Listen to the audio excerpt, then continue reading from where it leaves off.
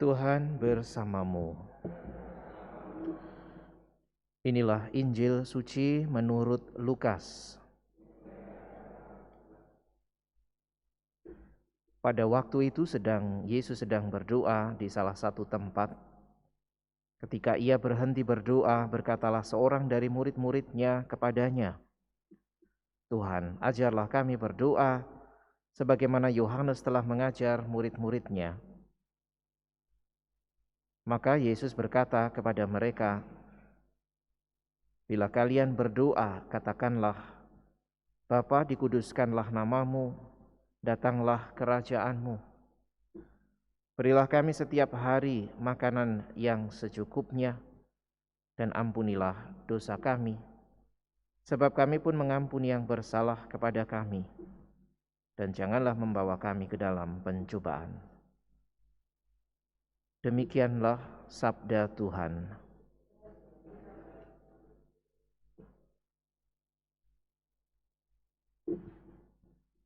Saudara sekalian yang terkasih, salah satu bentuk doa yang banyak didoakan oleh orang-orang Kristiani tentu saja adalah doa Bapa Kami. Sebuah doa yang diajarkan oleh Yesus sendiri kepada para muridnya, sehingga juga akhirnya menjadi warisan bagi kita semua untuk boleh turut juga mendoakannya. Sebuah rumusan doa sederhana, tetapi menunjukkan relasi dan kepercayaan yang amat mendalam kepada Allah. Karena oleh Yesus, Allah yang bagi banyak orang digambarkan sebagai kekuasaan besar, dahsyat, tidak jarang juga menakutkan, disebut sebagai Bapa. Maka sebutan itu sudah dengan sendirinya menunjukkan relasi Yesus yang amat dekat, akrab dengan Allah. Karena itulah ia menyebutnya sebagai Bapa dan bahkan mengajak para muridnya untuk juga berdoa kepada Allah, serta menyebutnya juga sebagai Bapa mereka.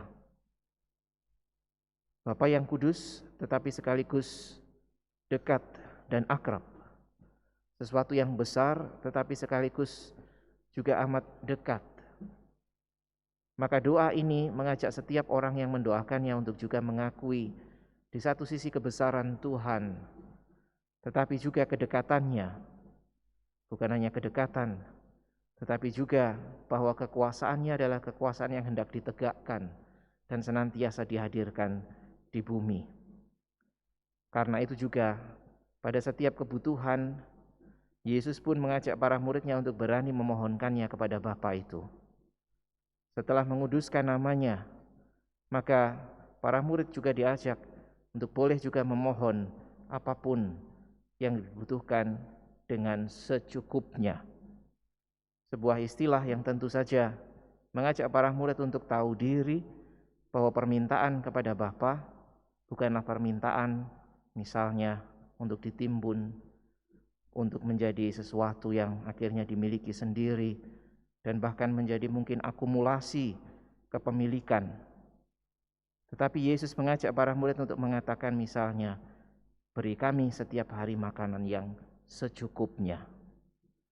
Serta tadi dikatakan pula untuk juga mengampuni dosa, karena keyakinan bahwa Allah yang dekat itu adalah Allah yang mengasihi. Sebuah rahmat yang perlu dimohonkan juga agar akhirnya setelah kita sungguh merasa diampuni oleh Allah, kita pun juga memperoleh pengalaman untuk juga membagikan pengampunan itu kepada sesama. Maka saudara sekalian yang terkasih, kalau kita mengalami kesulitan untuk berdoa, hal pertama yang baik untuk kita ingat senantiasa adalah bahwa kita diajak untuk berkomunikasi dengan Allah sebagai Bapa. Dan semoga kesulitan kita akhirnya menjadi bagi kita bukan halangan untuk tetap melanjutkan usaha kita menjalin komunikasi dengan Allah sebagai Bapa. Kesulitan-kesulitan yang kerap kali kita alami bukan karena Allah jauh dari kita, tetapi sebaliknya karena kita tampaknya tidak sungguh menyadari, mengalami bahwa Allah sungguh dekat dan ingin memperhatikan kita. Semoga doa ini, saudara sekalian yang terkasih, membantu kita untuk semakin membangun relasi kita dengan Allah yang senantiasa dekat dan menyertai kita.